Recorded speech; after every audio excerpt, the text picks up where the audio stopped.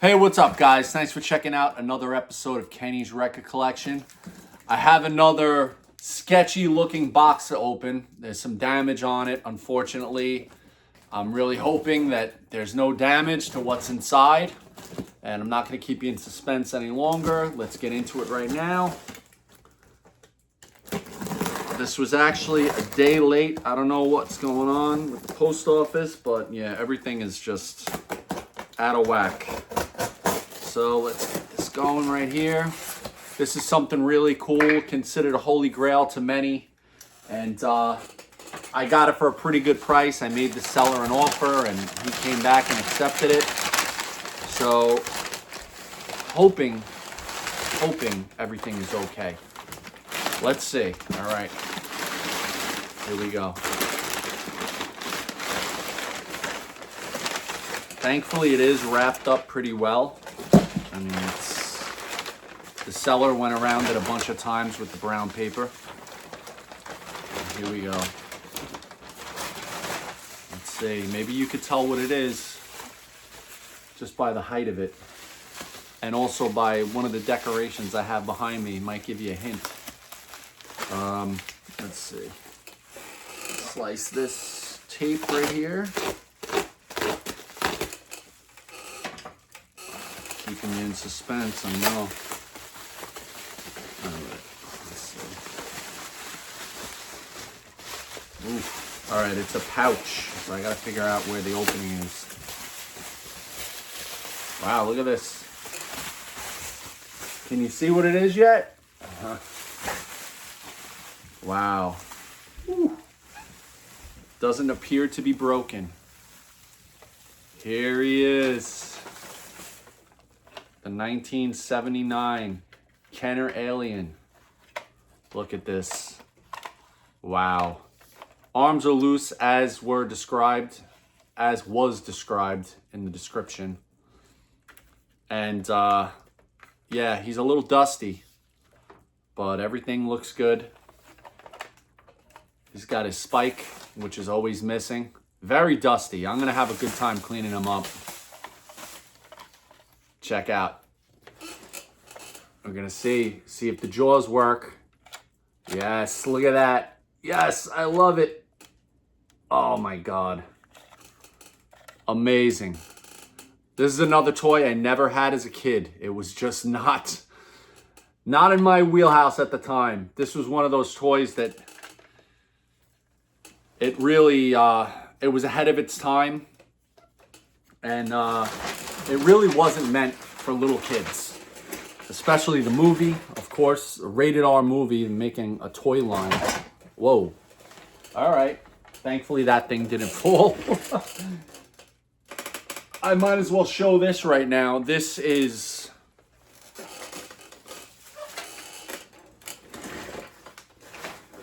an alien that's completely made out of metal objects, like scrapyard stuff. If you really look closely, the top of his head, those are all nails, bent nails. The teeth are nails. Everything is just all different scrap metal. The tail is a chain, like a bike chain or a chainsaw chain. The end of the tail is like a spike from something. I could go on and on about this thing. This weighs about, I'd say, 15 pounds. It's all metal. And I love it. It's one of the favorite things in my collection.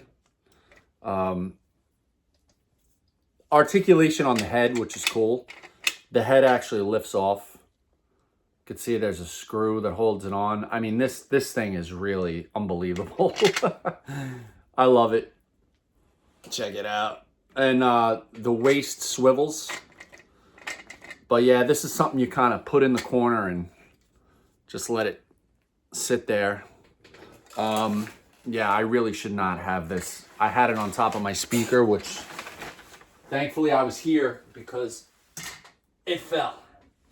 All right, I'm gonna set that down right there and I'll get back into the main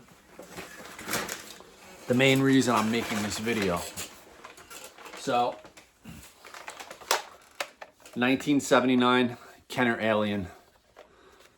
It has the jaw that comes out, which is So cool. It's so sick. As you may know or may not know, this actual piece here is missing. It's called the dome cover. It's a very hard to acquire piece, and I mean, sold separately, it could be a couple $100. So, you know, if you ever have the opportunity to get one of these with a dome on it, you know, you're going to be spending $500 at least. Articulate, see, I'm not that familiar with this toy, so I'm kind of learning about it as you are. I don't know if the head is supposed to move. I'm not going to force it, probably because of the jaw action. Maybe it's not supposed to move. The tail is very cool. You could, let me see if I could move his legs so I could twist the tail. The tail goes out like this, so you could suspend it from the tail. I think in the movie he may lower down using his tail. I mean, this thing is something I've always loved, and I'm really happy to have it. I got to figure out where I'm going to display it. I mean, it doesn't go with my Universal Monster stuff, really, so I may put it over there. I don't know if you could see, but I have a display over there with a lot of other monsters. He's looking over at it right now. So I'll figure it out. We'll see what happens, where I'm going to put it. But yeah, it definitely won't fit in my other monster case that's back there. The head is supposed to glow in the dark. I'm not sure if it still glows in the dark or not. The seller did not specify, so I mean, glow in the dark stuff doesn't last forever. Let me see if I could spin his arm a couple times. Sometimes that tightens the rubber band inside. The hands on this thing are always insane. Like, he's got 6 fingers, which is really strange. Like double thumbs. Opposable thumbs on each hand, which is like really, really sick. As you may or may not know, the alien character and a lot of the sets were designed by artist H.R. Giger, who was an unbelievable artist. His artwork is considered biomechanical. You know, it's like metal mixed with biology, basically. Really amazing artwork. He has a museum somewhere in Sweden, maybe there's a museum of his artwork. I'm not sure. I mean, I don't know if there's anything to see on the bottom of his feet. But overall, he's pretty clean. I'm really happy. There's a couple little nicks on his back, but I don't know if that's part of the mold or not. You tell me. I'm gonna have to dust them off. But yeah, that's basically it, you know. He doesn't have any weapons. He doesn't have any other accessories other than the dome cover that's missing.